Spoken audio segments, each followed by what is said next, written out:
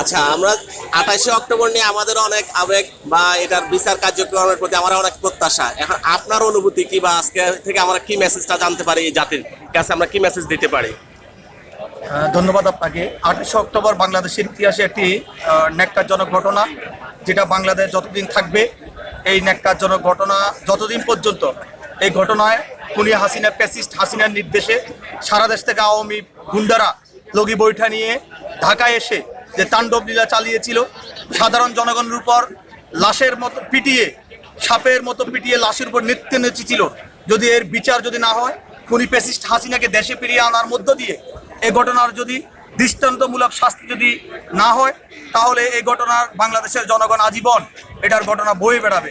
কাজে আমরা আজকের এই 28শে অক্টোবরের স্মরণে আজকের এই আলোচনা সভা, পল্টন ট্র্যাজেডির এই দিনে আমরা অন্তর্বর্তী সরকারকে আমরা আহ্বান জানাবো, অনতিবিলম্বে খুনি প্যাসিস্ট হাসিনাকে বাংলাদেশে ফিরিয়ে আনার মধ্য দিয়ে 28শে অক্টোবরের ঘটনার দৃষ্টান্তমূলক শাস্তি এবং খুনি হাসিনাকে ফাঁসির দড়িতে ঝুলানোর জন্য আমরা অন্তর্বর্তী সরকারকে অনুরোধ করব। পাশাপাশি এদেশের জনগণকে আমরা আহ্বান রাখবো, এদেশের জনগণ আগস্ট বিপ্লবের পরে যে একটি প্রত্যাশা তৈরি হয়েছে, একটি কল্যাণকর ইসলামী রাষ্ট্র মেরামতের জন্য, ন্যায় ইনসাফ ভিত্তিক একটি সমাজ কায়েমের জন্য বাংলাদেশ জামাত ইসলামীর প্রতি মানুষের যে প্রত্যাশা বেড়েছে, আমরা সেই প্রত্যাশা পূরণে আগামী দিনে নতুন বাংলাদেশের জন্য একটি সুন্দর, কল্যাণকর, আধুনিক এবং ন্যায় ইনসাফ ভিত্তিক একটি শাসন কায়েমের জন্য বাংলাদেশ জামাত ইসলামী কাজ করে যাচ্ছে।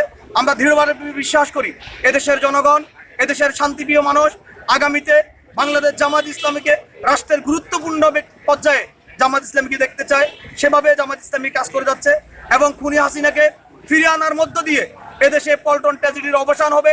আর কোনো প্যাসিস্ট যাতে এদেশে তৈরি হতে না পারে, হেলমেট লীগ, গুন্ডা লীগ, খুনি হাসিনার যারা পেপাত্তা যারা ছিল এদেশে, খুনি হাসিনার পেপাত্তা যারা এখনো রয়েছে, তাদেরকে অনতিবিলম্বে আইনের আওতায় এনে তাদেরকে দৃষ্টান্তমূলক শাস্তি দেওয়ার জন্য আমরা অন্তর্বর্তী সরকারের প্রতি আজকের প্রোগ্রামের পক্ষ থেকে আহ্বান জানাচ্ছি।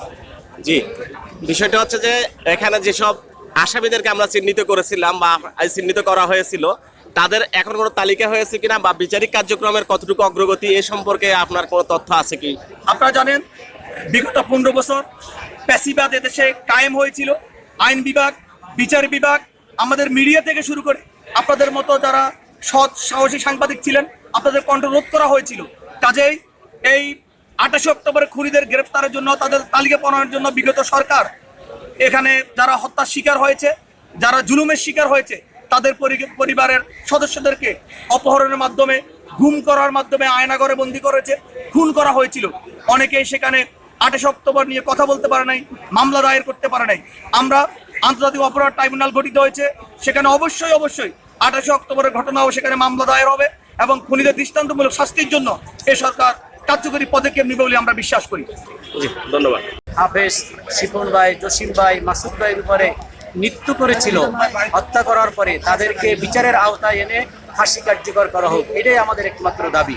শেখ হাসিনাকে দিল্লির থেকে এনে বিচারের আওতায় এনে সর্বোচ্চ শাস্তি, মৃত্যুদণ্ড কার্যকর করা হোক।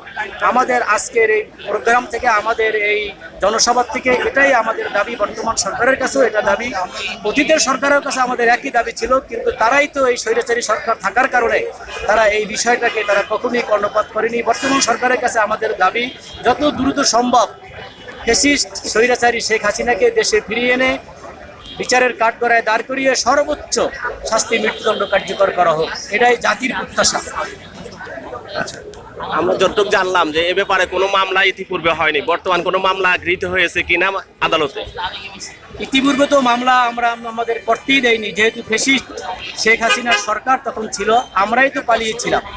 সুতরাং আমাদের পক্ষে মামলা করা সম্ভব ছিল না। এখন মামলার কার্যক্রম চলমান এবং খুব শীঘ্রই আপনারা দৃশ্যমান দেখতে পাবেন এই মামলার কার্যক্রম। আমরা আশা করি দ্রুত ট্রাইব্যুনালে এই বিচারের কার্যক্রম খুব শীঘ্রই শুরু হবে এবং ফ্যাসিস্ট হাসিনাকে বিচারের মুখোমুখি হয়ে এবং এর সাথে যারা জড়িত ছিল সকলকেই বিচারের আওতায় এনে সর্বোচ্চ বিচার, যেটা মৃত্যুদণ্ড কার্যকর করা হবে, এটাই আমরা আশা করি এবং বিশ্বাস করি।